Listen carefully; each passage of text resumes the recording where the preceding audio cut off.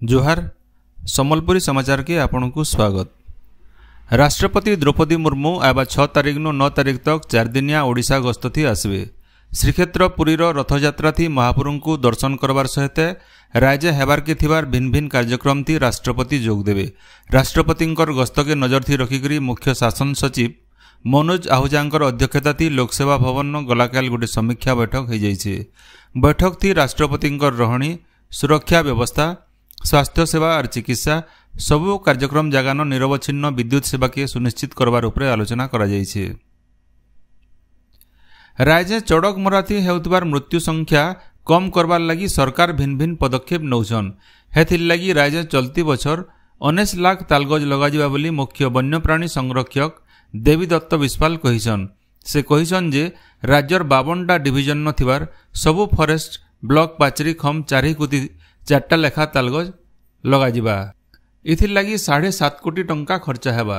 भुवनेश्वर कटक सहित ओडिशार समुद्र खणी इलाका न बहुत तालगज लगाबार लगी व्यवस्था करा जाइछे। से आहुरी कहिसन जे जंगल विभाग रो बिना अनुमति थी केही भी तालगज नाय काटी पारन। इ नियम नाय मानले कड़ा कार्यानुष्ठान नियाजिबा। सेंदा बरगढ़ जिला बनखंड डिविजन तरफु इ बछर 55,000 तालगज जगा हेबा। जिल्लार 6टा रेंज अधीन थिबार सबु किसम जंगल रो सीमना न तालगज लगाजिबा। हेथिर लगी जंगल विभाग तरफु ताल खुपड़ी ठुला जिबा बोली बरगढ़ जिला बनखंड अधिकारी विक्रम देव पटनायक सूचना देइछन। बरगढ़ बनखंड रे सरकार तरफु 55,000 तालगछ 2024-25 वर्ष रे लगाहबार योजना रखा होईछि। तालगछ अति आगुरु ट्रांसपोर्टेशन करने परमिट फ्री थिला किंतु सरकार से व्यवस्था उठे बर्तमान तालगछ काटिक कौन परिवर्तन करने हेले बर्तमान तालगछ परमिट आवश्यकता पड़ुछि। तेणु जो तालगछ गोटे वज्रपात लोक सुरक्षा दौथिबारु यार व्यापक वृक्षरोपण करने सरकार ए वर्ष योजना हाथ में नहीं। आमर state disaster management fund authority तरफ फंड से देवार व्यवस्था कर बरगढ़ बनखंड रे 55,000 तालगछ जिते आमर अच्छी रिजर्व फॉरेस्ट से सब रिजर्व फॉरेस्ट बाउंड्री लाइन रे तालगछ गुड़िक लग तार तार मंजी स्टोन ताल गोटमा ताकू संग्रह करने प्रक्रिया आमर आरंभ होईछि। आमर विभिन्न रेंज अफिसर मान आम निर्देश देचु जे से सब संग्रह करी आमर जुलाई मास ताल पाचिला पर संग्रह करेंगे एवं ताकू वर्षा ऋतु में विभिन्न रिजर्व फॉरेस्ट बाउंड्री लाइन रे पोतिबे। या व्यतीत ताल गोटे एलिफेंट फडर तेणु से आमर हाथी प्रवण अंचल गोटे हाथीर खाद्य रूपे व्यवहार हो पार। बरगढ़ सम्बलपुर जातीय राजपथ बरहागुड़ा पासे अशोका बिलकन तरफु पंचायत रास्ता बेआईन भाव तैयार करा जाउथवार टोलगेट के आज भंगा जिबा। गलाकाल अतिरिक्त जिलापाल ऑफिस न होइथवार बैठक न इटा थी रहीछे। ये बैठक थी अतिरिक्त जिलापाल महेंद्र महापात्र, बरगढ़ सब कलेक्टर कुमार नागभूषण, अशोका बिलकन अधिकारी, बरगढ़ जिला वकील संघर सभापति और बरहागुड़ार ग्रामवासी उपस्थित थिले। अतिरिक्त जिलापाल महेंद्र महापात्र ई बैठक न निया निष्पत्ति बाबद सूचना देछन। ग्रामवासी मानकर रिप्रेजेंटेटिव माने थिले, अशोका बिलकन रिप्रेजेंटेटिव थिले, एनएचआई रो थिले, आरडी थिले एवं अन्य रिप्रेजेंटेटिव माने थिले जो माने सिविल सोसाइटी को रिप्रेजेंट करछंती। सेमानक उपस्थिति रे विस्तृत आलोचना करा गला एवं से जो उद्देश्य रे चेक गेट करिछि टोल गेट निर्माण करिछि सेटा तार उद्देश्य ज्ञापन कला। से जो कौछि जे से बाटरे हेवी व्हीकल टैक्स फांकीबा पई जिबा आसीबा करछंती सेही दिग प्रति मध्य आलोचना हला एवं ग्रामवासी मानकर जो तांकर जो अभियोग अछि जे से करिबा कथा नहीं बेआईन भाव में करता विषय में विस्तृत आलोचना है एवं आमर गोटे टीम विजिट भी जीवे joint visit RD NH Buildcon लोक रही सेठी टेक्निकली आ कौन फिजिबल हो पारे से देखिए।